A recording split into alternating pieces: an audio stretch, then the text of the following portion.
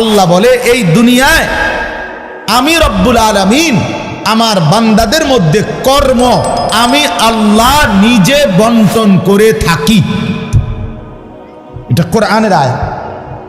আল্লাহ বলছে আমি বন্টন করি, আমি বন্টন করি, নাইলে কেউর পক্ষে সম্ভব না।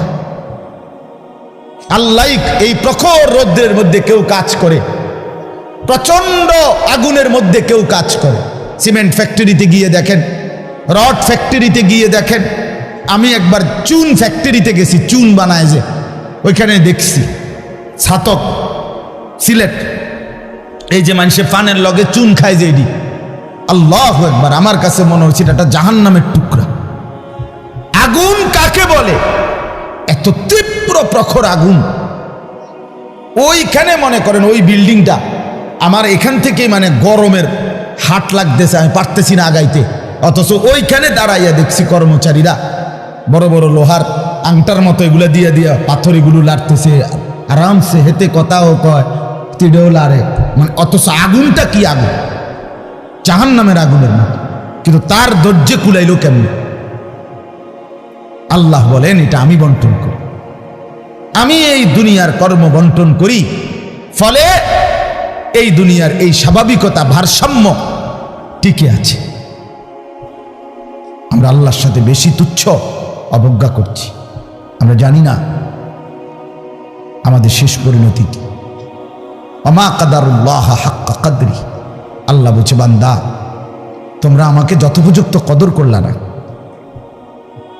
আসসামাওয়াতু মাতবিয়াতুন বিয়ামিনি, আল্লাহ বলে জানো বান্দা আমি সেই আল্লাহ যে চাইলে এক সেকেন্ডে এই 7 আসমান একটা পলকের মধ্যে মিনিটের ভিতরে গুটাইয়া আমি আমার কুদরতি হাতে নিয়ে আসতে পারি।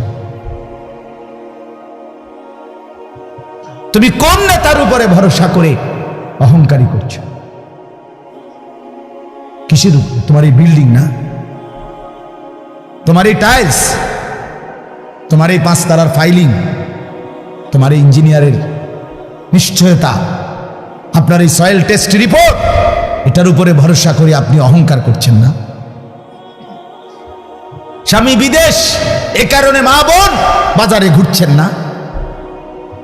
বাস্তবাদের ছেলেরা, তোমাদের বাবা কিছু টাকা রোজগার করছে, এই কারণে জিন্দেগি এভাবে ফেলে দিলা। এক ওয়াক্ত নামাজ পড়তে মন চায় না, তাহলে আল্লাহ লাগবে না বন্ধু? না, মালিক লাগবে না? বলেন সারা দিনে মোবাইল টিপে জিন্দেগির কি অর্জন হচ্ছে? জীবনটা আমাদেরকে কি পরিমাণ হায়াতের সময় আমাদের নিচ্ছে। আহা যুবক, যদি বুঝতেই হবে বাপ, অচিরেই বুঝবেন, অচিরেই বুঝবেন। এই প্রযুক্তি আগে ছিল না, আগামী দিনে থাকবে না। ফেসবুক থাকবে না, ইউটিউব থাকবে, যেহেতু আগে ছিল না, সামনেও থাকবে না। কত প্রযুক্তি তো নাই। ফিতাওয়ালা সেই ক্যাসেট এখন নাই। তখন কি ফিতাওয়ালা ক্যাসেটওয়ালারা ভবিষ্যৎবাণী করছিল যে এটা আর থাকবে না? পাতলা পাতলা যে সিডি, এগুলো তো এখন নাই। তখন কি ওই সিডিওয়ালারা ভবিষ্যৎবাণী করছিল যে এগুলো থাকবে না? এটাও থাকবে।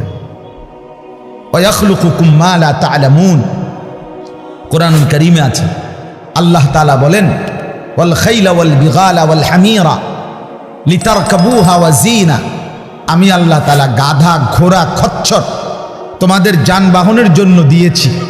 মজার কথা হলো এরপরে আল্লাহ বলছে এরপরে আমি অচিরেই সামনে আরো অনেক কিছু বানাবো, সৃষ্টি করতে থাকবো যা তোমরা জানো না। মুফাসসিরিনে কেরাম বলে এই কথাটাই প্রমাণ করে কোরআনের যে পৃথিবীর কোনো আধুনিকতাই এখানে শেষ হবে না, এর চাইতে আবার আগে বাড়বে, আরো সামনে হবে। বুঝেন নাই কথাটা? আধুনিকতা এখানে শেষ, এখানে শেষ, বরঞ্চ ইসরাফিলের ফু পর্যন্ত উৎকর্ষ আধুনিকতা বাড়বে, আরো আসবে, আরো আসবে, আরো আসবে। আর কি হইতে পারে আপনি দেখবেন। আমার তো মনে আছে প্রথম যেদিন আমারে প্রথম 2-4 বার শুনাইছিল যে মোবাইলের মধ্যে ছবি দেখা যায় বিদেশ থেকে কথা কইলে, যিনি কথা কইতেছে আমি হাসি দিয়ে উড়ে দূর বেটা বেউকুফ বেটা, কি কস না কস, কিন্তু পরে দেখলাম এটা একটা ডায়লবাগ। এখন তো এটা কোলের বাচ্চাও বোঝে তার আব্বুর ছবি দেখা যাইতেছে বিদেশ থেকে, ঠিক কি না বলে? এটা কি কেউ ভাবছিল তখন? আল্লাহ তাআলা বলে আমি জানি তোমরা জানো না, তোমরা জানো মানুষের কোন আবিষ্কার, এটা মানুষের সত্তাগত আবিষ্কার নয়, বরং আল্লাহর ফয়সালা।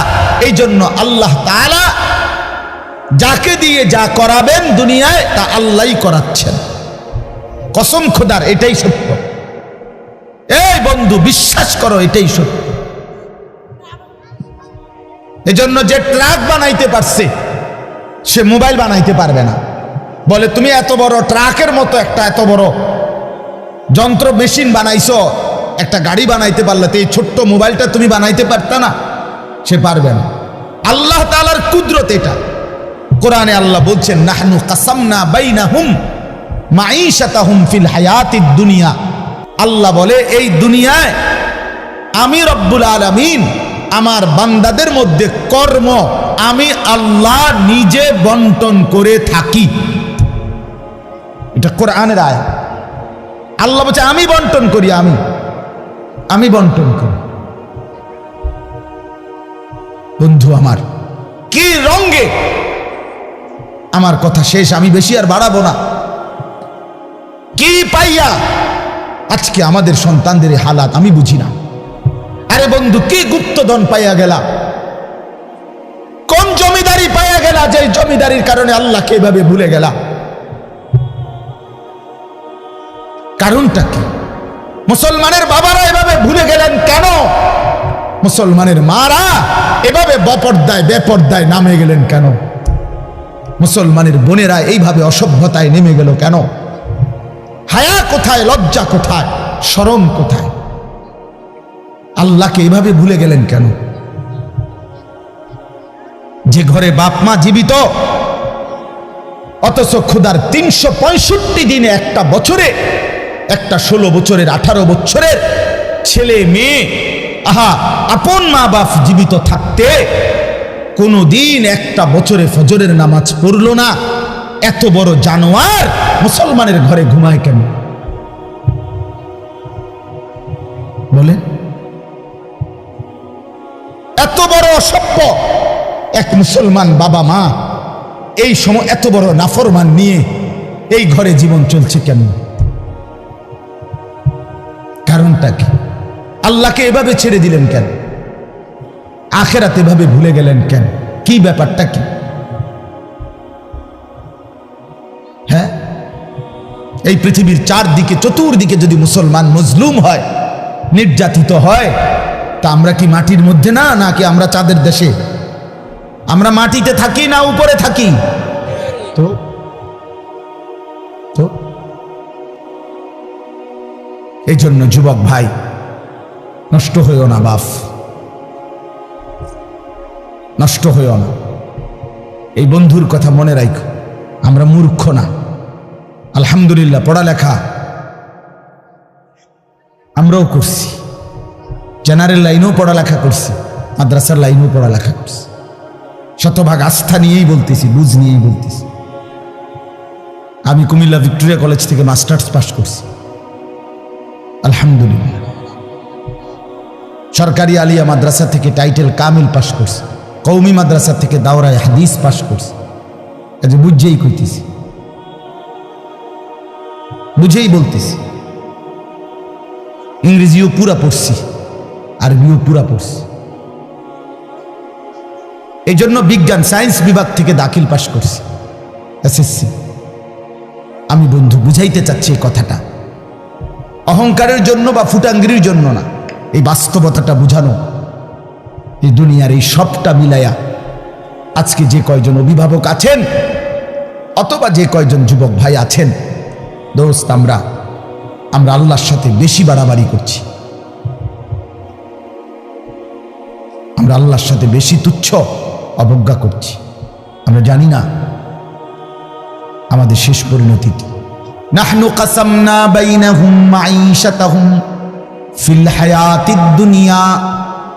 রব্বুল আলামিন বলেন, দুনিয়ার হায়াতে আমার প্রতিটা বান্দার কর্মের বন্টন আমি করে থাকি। ওয়ারাফা'না বা'দাহুম ফাওকা বা'দিন।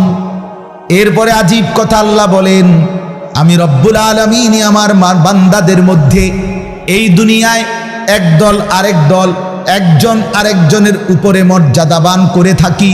ফলে লিয়াত্তাখিযা বা'দুহুম বা'দান সুখরিয়া, ফলে আমার বান্দারা একে অপর থেকে নিজেদের প্রয়োজনীয় কাজগুলো আদায় করতে পারে। সুবহানাল্লাহ। আল্লাহ বলেন, আমি মাথায় ঢুকাইছি, তুই রিক্সা চালা, এই প্যাসেঞ্জার তোর সিটের উপরে বসে, সে বসে থাকবে, তুই চালাবি। আল্লাহ বলেন, এটা এই যে একজন দুইজনই মানুষ, এটাও মানুষ ওটাও মানুষ। এই লোকটা প্রতিটা প্যাডেল মানে রিক্সা ঘুরাচ্ছে, তার ঘাম বাইয়া পড়তেছে, আত্মে বেটা জমিদারের মতো সে এয়াডার মধ্যে, ফোমের এয়াডার মধ্যে, সিটটার মধ্যে বইয়া মোবাইলে কথা কয়, ঠ্যাং দুইটা আলগি দিয়া, কিরে বেটা কি তারে। তা সে যদি বলতো, বেটা প্রয়োজনে ভিক্ষা করে খামু বেটা, তো তোরে ভেবে টাইনতাম না, নাম বেটা দুজন একটা যাবো বেটা।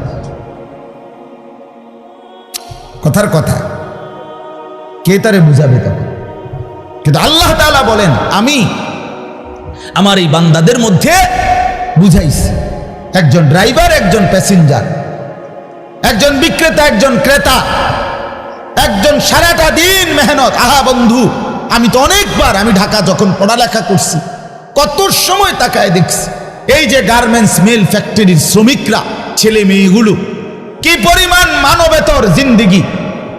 তারা এই 8 ঘন্টা 10 ঘন্টা ওভার টাইম করে ডিউটি শেষ করে ছোট্ট ছোট্ট খুপড়ির মতো কোন রকম জিন্দেগির জীবনটা তারা কষ্ট করে চালায়। অল্প কয়টা টাকা বেতন পায়, বেতনটার জন্য কত সময় কত আন্দোলন করতে হয় তাদেরকে। এই সামান্য কয়টা টাকা দিয়ে তারা জীবনটা নির্বাহ করে বছরের পর বছর, অথচ তাদের সেই কষ্টের মেহনতের পরিশ্রমের পণ্যটা বিক্রি করে মালিক ও পক্ষ কোটি কোটি টাকার রাজপ্রাসাদে আলিশান বিত্ত বৈভবের মধ্যে উল্লাস করছে। আল্লাহ বলেন, বান্দা এই যে ব্যবধান, এটা আমি করছি, এটা আমার ফয়সালা, আমার ইচ্ছা। আমি যাকে মন চাই ধনী বানাই, আমি যাকে মন চাই গরিব বানাই, আমি যাকে মন চাই সম্পদের প্রাচুর্য বাড়িয়ে দেই, আমি যাকে মন চাই সম্পদ কমিয়ে দেই। আমার বান্দা, এটা তোমার দুনিয়াবি কোনো শিক্ষা, দুনিয়াবি কোনো যোগ্যতা, শারীরিক কোনো দক্ষতা, তোমার মেধার কোনো বিচক্ষণতা নয়, কসম আল্লাহর নয়। যুবক, প্রতারিত হইও না বন্ধু, প্রতারিত হইও না। তোমার মতো সুখী সচ্ছল ছিল, বাবার সম্পদ ছিল, চাকরি ছিল, বাবা বিদেশ ছিল, এরকম হাজারো সন্তান আজকে উদ্বাস্তু শরণার্থী শিবিরে, শরণার্থীর মতো মানবেতর জীবন ফিলিস্তিনে, রোহিঙ্গাতে, সিরিয়াতে, ইরাকে মুসলমানের লক্ষ কোটি সন্তান রোহিঙ্গার আরে শরণার্থী উদ্বাস্তু হিসাবে মানবেতর জীবন যাপন করছে। এদেরও ফ্যামিলি ছিল, এদেরও মা ছিল, এদেরও বাবা ছিল, এদেরও ব্যাংক ব্যালেন্স ছিল, এদেরও হাস্যোজ্জ্বল চেহারা ছিল। বরং আমাদের চাইতে আরবের মানুষের চেহারা লক্ষ কোটি গুণ বেশি সুন্দর। আল্লাহ নবী সাল্লাল্লাহু আলাইহি ওয়াসাল্লাম বলেন, এই প্রচন্ড মুসিবতের ভিতরেও আমার হুকুমটা মেনে যে আখিরাতে গেল, আল্লাহ তাআলা ফেরেশতাকে বলবে, আমার এই বান্দাকে জান্নাতের চারদিকটা একবার ঘুরাইয়া জান্নাতের দরজা বরাবর একটু দাঁড় করাইয়া আবার নিয়ে আসো। কসম আল্লাহর, এটা হাদিস। ওই জীবনভর দুঃখ কষ্টে আল্লাহর হুকুম মেনে গেছে, সেই লোকটাকে চারদিকে ঘুরাইয়া জান্নাতের দরজার কাছে 1 মিনিটের জন্য ফেরেশতা দাঁড় করাবে। জান্নাতের একটা মিষ্টি বাতাস 1 সেকেন্ডের জন্য তার কলিজাটার মধ্যে এসে লাগবে ভিতর থেকে। এইবার লোকটাকে আল্লাহ রসুল বলেন, আল্লাহর সামনে যখন আনা হবে, আল্লাহ তাআলা জিজ্ঞেস করবে, আমার বান্দা, জীবনটা বুঝি দুঃখ আর কষ্টেই কাটাইছো না? কসম আল্লাহর হাদিসে আছে, ওই বান্দা বলবে, মাওলা বলেন কি মাওলা, জীবনে দুঃখ কি জিনিস আমি তো কখনোই দেখিনি। আল্লাহর কসম, রসুল বলছে, মুমিন ওই 1 সেকেন্ডের জান্নাতের বাতাস তার 70 বছরের দুঃখ ভুলায় দেয়, মুসিবত ভুলায়। এজন্য বন্ধু চালাক মনে করেন না, সিটার বাটপার যারা, হ্যাঁ আমনে চালাক আমরা বেকুব, জি না, আমরা ভাত খাইয়া বড় হয়েছি। আমি বন ফানি চা দিয়া ভিজাইয়া বড় খাইয়া বড় হয়েছি না। যুবক তোমরা যারা নামাজ পড়ো না আর সারাদিন নারীর ছবি আর নর্তকীর নাচ গান আর এই ফালতু জিন্দিগি, সমবয়সীদের সাথে আড্ডার মাস্তানি আর এই সদর বদর, তুমি চালাক বেটা। হ্যাঁ আমি বেওকুফ। কেন বেওকুফ হবো আমি? তুমি যা খাইয়া বড় হইছ আমি তো তা খাইয়েই বড় হইছি। এই মাটি আলো বাতাসে যদি তুমি বড় হও তো আমি কি মাটির তলে বড় হইছি? বুঝবো না কেন? বুঝি না কেন? কি বেশি বুঝ জ্বালাইছো তুমি? আপনারা যারা সুদ খান, ঘুষ খান, হারাম খান, আপনাদের যাদের অবৈধ উপার্জন, আপনাদের যাদের স্ত্রী বেপর্দা, আপনাদের যাদের মেয়ে বেপর্দা, আপনাদের যাদের ঘরে রঙিন টেলিভিশনে নাচ গান নর্তকীর ছবি সারা বছরের পর বছর চলে, আপনারা মোটেই চালাক না, আপনারা বেওকুফ, আপনাদের ফ্যামিলিও বেওকুফ। মিয়া আহাম্মক মিয়া, আপনি ধরা খাইছেন মিয়া, হেরে গেছেন মিয়া, হেরে গেছেন, জীবনের কাছে হেরে গেছেন, আখিরাতের সামনে হেরে গেছেন, কবরের সামনে হেরে গেছেন। আপনি সামান্য দুনিয়ার লেগা, অথচ এই দুনিয়া নেককাররাও ভোগ করে, করে কিনা বলেন না কেন? নামাজ পড়লে ফাঙ্গাস মাছের যে স্বাদ, বেনামাজিরও এই স্বাদ। বেনামাজি যেটারে টাইলস কয়, নামাজি এটারে টাইলস কয়, এতে কোনো মাটি কয় না। তাহলে আপনি আহামরি কি দুনিয়া ভোগ করলেন বলেন? কি জন্য আখিরাত ছেড়ে দিলেন? আল্লাহ আমাদেরকে বুঝার তৌফিক। ওমা কাদারুল্লাহ হাক্কা কদরি। আল্লাহ বলছে বান্দা তোমরা আমাকে যথোপযুক্ত কদর করলা না। ওয়াসসামাওয়াতু মাতওয়িয়াতুন বিয়ামিনি। আল্লাহ বলে জানো বান্দা আমি সেই আল্লাহ যে চাইলে এক সেকেন্ডে এই 7 আসমান একটা পলকের মধ্যে, মিনিটের ভিতরে গুটাইয়া আমি আমার কুদরতি হাতে নিয়ে আসতে পারি। তুমি কোন নেতার উপরে ভরসা করে অহংকারী করছো? কিসের উপর? তোমার এই বিল্ডিং না, তোমার এই টাইলস, তোমার এই 5 তারার ফাইলিং, তোমার এই ইঞ্জিনিয়ারের নিশ্চয়তা, আপনার এই সয়েল টেস্ট রিপোর্ট, এটার উপরে ভরসা করে আপনি অহংকার করছেন না? স্বামী বিদেশ, এ কারণে মা বোন বাজারে ঘুরছেন না? বাস্তবাদের ছেলেরা, তোমাদের বাবা কিছু টাকা রোজগার করছে, এই কারণে জিন্দিগি এভাবে ফেলে দিলা। এক ওয়াক্ত নামাজ পড়তে মন চায় না, তাহলে আল্লাহ লাগবে না বন্ধু? না মালিক লাগবে না? আল্লাহকে লাগবে না? তাই আজকে যারা এশার নামাজ পড়ো নাই, কেন পড়লা না? এই হাইওয়ান পড়লা না কেন? এই হারামি পড়লা না কেন?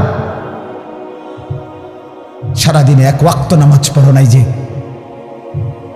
তোমার চাইতে নিকৃষ্ট মানুষ, নির্লজ্জ মানুষ আর কে হইতে পারে? মুসলমানের ঘরে জন্ম নিয়ে এক মুসলমান মায়ের পবিত্র দুধ এক টানা 2টা বছর খেয়ে এত নিকৃষ্ট মানুষ হয় কেমন? এত নিকৃষ্ট মুসলমান হয় কেমনে মিয়া?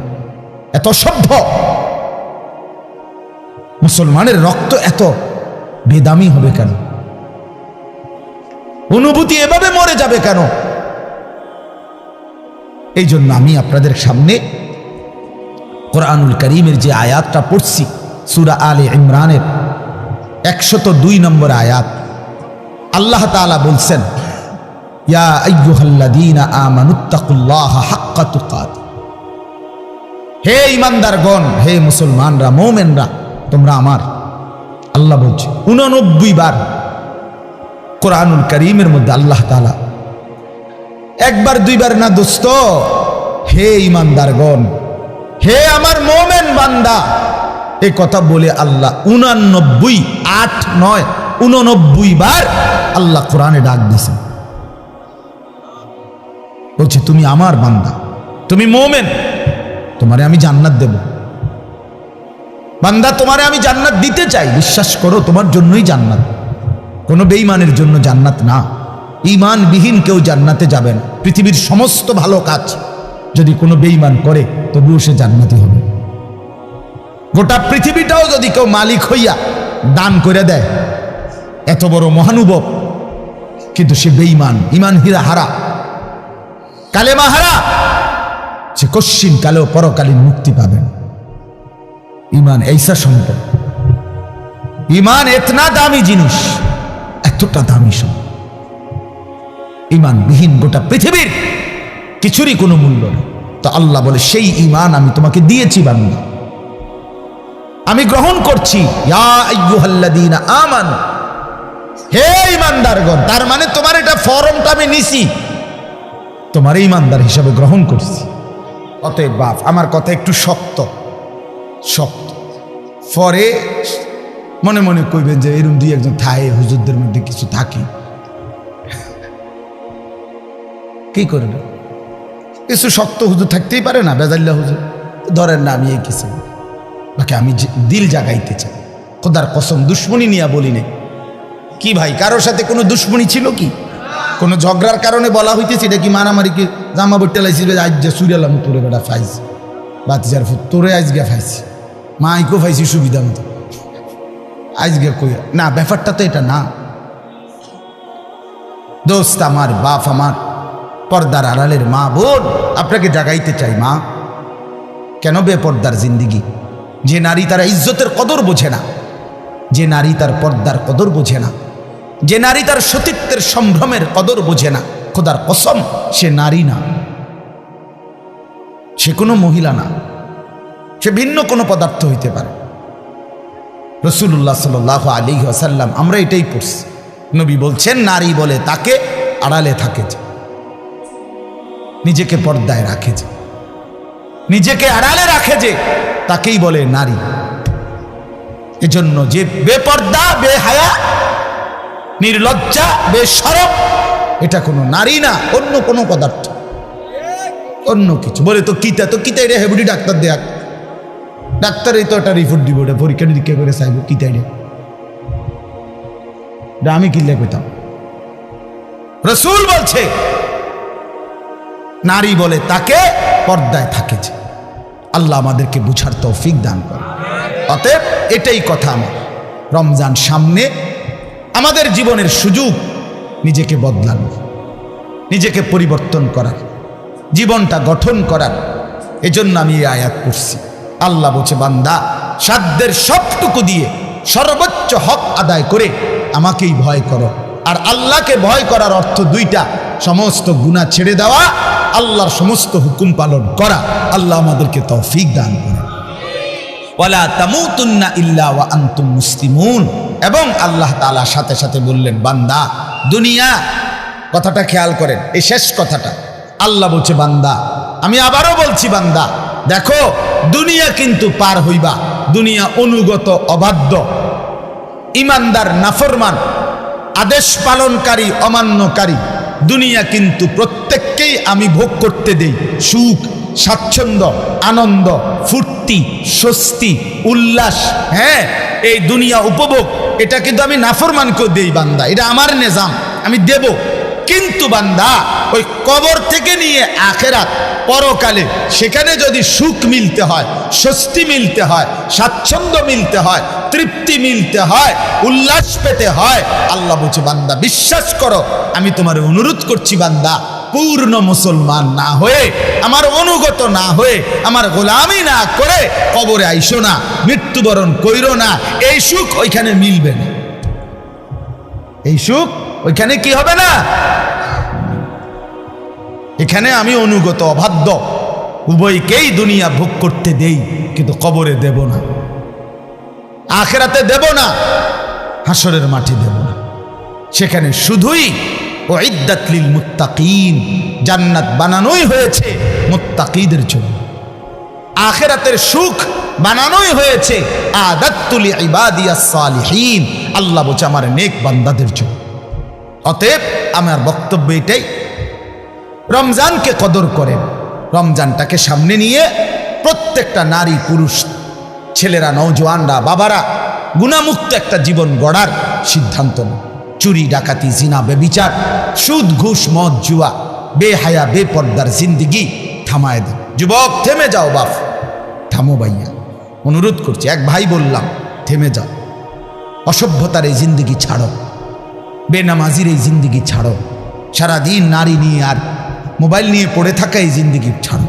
মা বোনরা, আপনারা যারা খোদার 11টা মাস বাজারে বাজারে ঘুরছেন, মার্কেটে গেছেন, কতবার গেছেন, ও মা বোন, আল্লাহর দোহাই, এক ভাই বললাম, কমপক্ষে রমজানটাকে কদর করেন, একটা মাসকে সম্মান করেন আল্লাহর দিকে চাইয়া।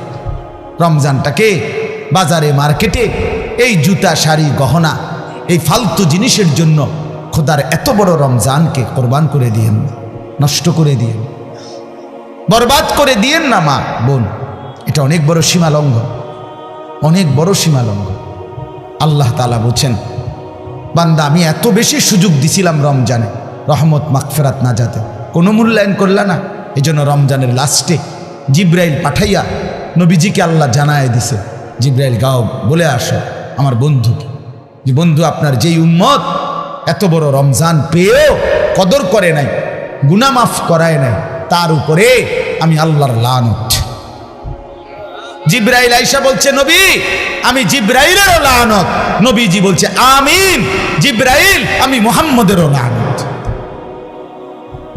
তোর উরফে আল্লাহরও গজব, তোর উরফে ফেরেশতাদেরও লানত, তোর উপরে রাসূলুল্লাহরও লানত, অভিশাপ, অভিশাপ। আল্লাহ আপনি মাফ করে দেন। আল্লাহ তাআলা আপনাদের প্রত্যেকের দানে বরকত দান করেন। এই অল্প অল্প করেই মাদ্রাসা আগায়া যাবে। মাদ্রাসা কবুল করেন আল্লাহ তাআলা, মাদ্রাসার সমস্ত জরুরত পূরণ করেন। হযরত মাওলানা আবু তাহের সাহেবকে আল্লাহ তাআলা হযরতকে আরো হায়াতে তয়্যিবা আফিয়া দান করেন, আমিন। সুবহানাল্লাহি ওয়া বিহামদিহি, সুবহানাল্লাহ।